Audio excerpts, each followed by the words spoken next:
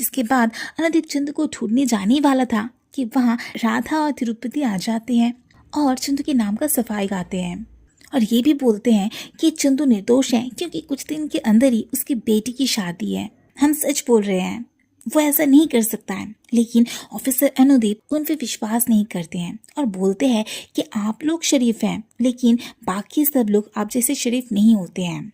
इधर सरपंच चंदू को बहुत ज्यादा टॉर्चर करता है, छोटे छोटे कट लगाता है। जिसके बाद राधा और तिरुपति सरपंच के पास आके चंदू को छोड़ने के लिए विनती करते हैं, लेकिन कोई फायदा नहीं होता। तो वे लोग पूरे गांव वालों के पास जाके मदद मांगते हैं, लेकिन वहाँ पे भी कोई काम नहीं होता। इधर गांव में और एक लड़की का लाश मिलता है, मतलब चंदू भी असली किलर नहीं है।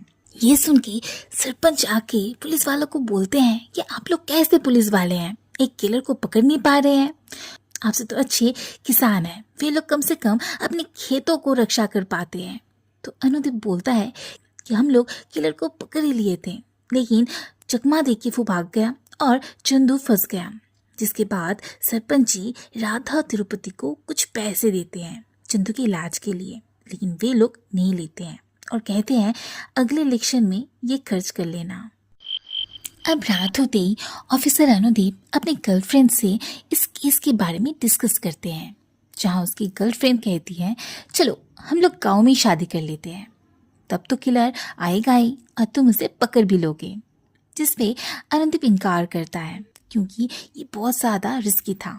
तो उसका गर्लफ्रेंड उसे मना लेती है, बोलती है जब वो ड्रग्स के चंगुल में थी तब अनुदीप ने उसे बचाया था और आज उसकी वजह से ही वो एक अच्छी डॉक्टर है। तो अगले ही दिन ऑफिसर अनुदीप मीडिया में ओपन चैलेंज करता है किलर को और कुछ दिन में ही अनुदीप शादी भी कर लेता है।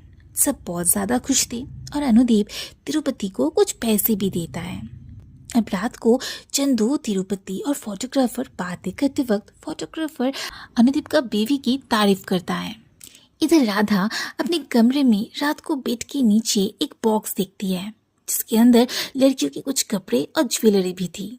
वो डरते हुए सीधा सरपंच के पास पहुंच जाती है और एक ज्वेलरी दिखा के कहती है क्या ये आपका बेटी का है? सरपंच शॉक हो जाता है क्योंकि वो सच में उनके बेटी का ही था। जिसके बाद राधा एक एक करके सारे विक्टिम्स के घर वालों के पास जाके पूछताछ करती है। जिसके बाद वो घर लौटते ही तिरुपति को ना देख पाके डर के मारे ऑफिसर अनुदीप को कॉल करती है, लेकिन ऑफिसर अनुदीप तो कॉल रिसीव नहीं करते हैं। इधर तिरुपति ऑफिसर अनुदीप के घर जाके कपड़े लॉन्ड्री पे ले जाने के लिए आता